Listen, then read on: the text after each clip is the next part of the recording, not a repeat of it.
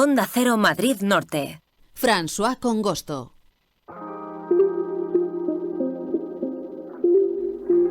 En esta semana se celebra el orgullo LGTBI en nuestro país, una conmemoración que se mueve entre la celebración y por otro lado también la reivindicación debido a la situación que todavía sufren las personas gays, lesbianas, transexuales, bisexuales o queer.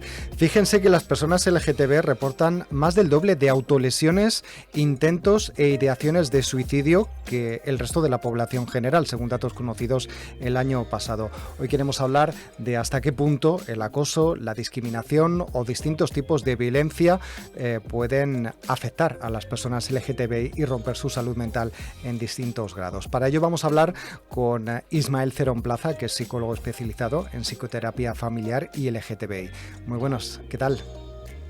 Hola, ¿qué tal, François? ¿Cómo estás? Muchas gracias por invitarme. Un placer poder hablar contigo. Hace unas semanas te conocimos en una charla que diste en la Universidad Popular Carmen de Michelena de Tres Cantos, dentro de un seminario sobre feminismo. La charla iba sobre feminismo queer, ¿no? Y bueno, la verdad es que creo que es interesante hablar de hasta qué punto, bueno, pues situaciones que se están viviendo en institutos, en entornos escolares, pues pueden afectar a estos niños, niñas LGTBI y sobre todo a su infancia, a su juventud y a su futuro. La pregunta sería justamente esa: ¿hasta qué punto puede afectar el sufrir ese tipo de acoso, discriminación, no respeto?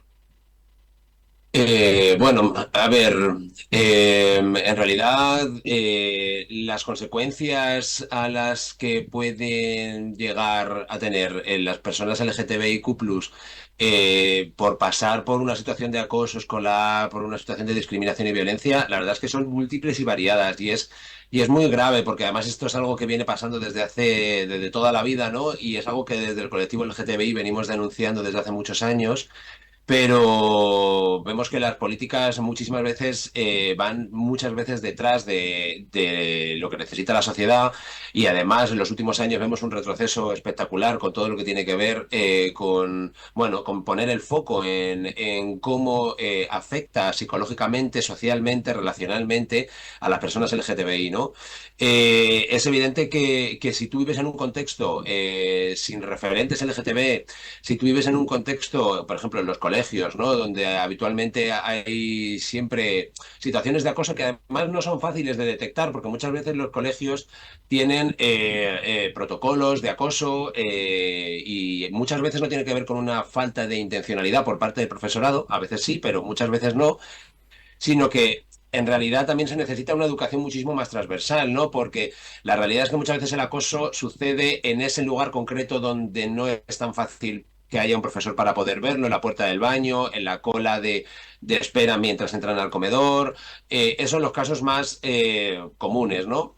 Entonces, ¿esto qué consecuencias tiene? Pues evidentemente, si tú estás permanentemente viviendo una situación de violencia, pues desarrollas una autoestima muy bajita, sientes que no, tanta gente no puede estar equivocada. Si todo el mundo te está insultando, si todo el mundo te está despreciando, si todo el mundo te está generando una situación de ansiedad y de angustia, pues efectivamente lo más probable es que generes la sensación de que todo eso que te pasa te pasa además de manera constante, sientas que te lo mereces, que te genera sensaciones de inseguridad, de tensión, de estar cohibido además, de no puedes desarrollarte y no puedes de alguna manera desplegar quién eres.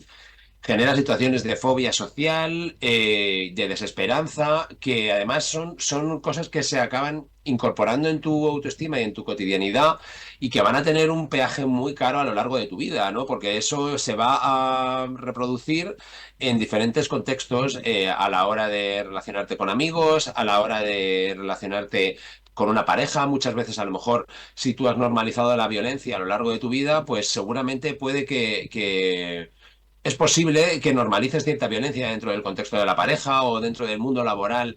Puede que tú tengas como una especie de techo más bajo para ti, ¿no? Porque tú has ido entendiendo a lo largo de tu vida que a la clase hay una jerarquía social y que perteneces a una clase más baja, por ser una persona LGTBI, y que te conformas con menos, sientes que tienes que estar haciendo permanentemente casi un extra para poder compensar eso supuestamente defectuoso que tienes, que es ser una persona LGTBI en un mundo cis heterosexual. Entonces, tiene unas consecuencias muy grandes, ¿no? Y que además van a acarrear a lo largo de toda nuestra vida, no solo en la infancia y en la juventud. Ujú. Por eso es tan importante poder poner el foco y entender que sería importante tener muchos referentes a la hora de poder construirnos como personas, ¿no? Porque si no, nos meten en un armario, porque no vamos a dejar de ser personas LGTBIQ+, porque no tengamos referentes. Ujú. Lo que hace tener referentes es que tengamos vidas más saludables, más sanas, que no incorporemos toda esta vergüenza y toda esta culpa acerca de nosotros mismos y que podamos vivir con seguridad, con confianza y que sintamos que el mundo que nos rodea nos pertenece, no Ujú. que es un mundo de personas heterosexuales que nos dejan vivir porque, o no nos dejan vivir, pero que el mundo es de ellos, ¿no? Esto se trata de que la diversidad es eso, Ujú. que nos pertenece a todos, vaya, vaya. Ujú. Una cuestión, vosotros en los gabinetes de psicología os estáis encontrando, pues no solamente jóvenes, ¿no? Que transmiten algún tipo de problema derivado justamente de esa discriminación o incluso a veces hasta ese acoso, sino también gente mayor que ya lo sufrieron de pequeños, ha quedado ahí, digamos, encapsulado en tu vida, ¿no? Y, Ujú. y genera problemas que luego hay que buscar solución, ¿no? Pues por tener problemas de pareja o problemas para relacionarse con otros y demás. Claro. Eh, Efectivamente, o sea, a la consulta llegan pues seguramente personas de todas las edades, porque es estupendo poder trabajar con un niño, niña, niña o con un adolescente cuando está pasando eso, porque es verdad que de alguna manera puedes incidir en el momento en el que toda esa violencia está interiorizándose y quizá puedes hacer un cambio, ¿no? Eh, pero es verdad que llega mucha gente adulta o mucha gente ya en una fase más avanzada de su vida en la que no deja de seguir viviendo un poco con ese niño maltratado, con ese niño agraviado que ha interiorizado un montón de basura sobre lo que es, sobre sí mismo, ¿no? Y efectivamente, y como eso está salpicando a muchas áreas de su vida, ¿no? Ujú. Y mucha gente que además dice, ¿cómo me gustaría haber tenido, por ejemplo, acceso a toda la información que podemos tener ahora? Porque tengo la sensación de que me han robado la infancia, me han robado la adolescencia, me han robado determinados amores que pudieron ser y no fueron, o determinados grupos de iguales, de amistades, de experiencias. Y efectivamente eso condiciona su vida adulta, condiciona cómo se relaciona con sus parejas, con su familia, con una posición a veces de como de inferioridad, ¿no? De, bueno, habéis tenido que hacer un ajuste de expectativas porque pensabais que iba a ser otra cosa y casi como un pedir perdón por ser así. Y aunque haya una parte teórica que podemos tener mucho más claro y ahora mismo celebramos el orgullo y hay mucho más material, ¿no?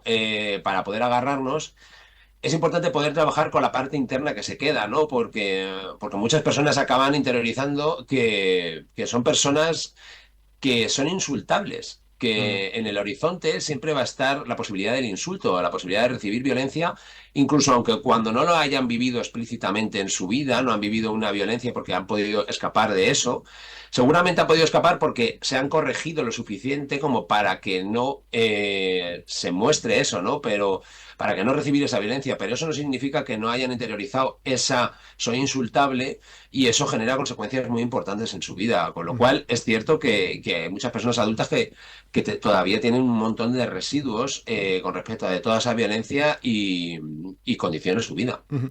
Bueno, se nos acaba el tiempo para esta conversación, ¿no? La verdad es que me ha sabido poco, con lo cual yo creo que vamos a quedar en algún momento para poder volver a hablar contigo. Además, que eres autor de un ensayo muy interesante que se llama Psicoterapia Queer y que yo creo que podemos tocar otros temas, ¿no? Relacionados con este asunto, fuera de lo que es este mes, ¿no? Del orgullo LGTBIQ+. Ismael Claro. Cerón Plaza, muchas gracias por atender nuestra llamada para poder hablar de este tema tan importante. Hasta la próxima. Muchas gracias a vosotros por invitarme. Adiós.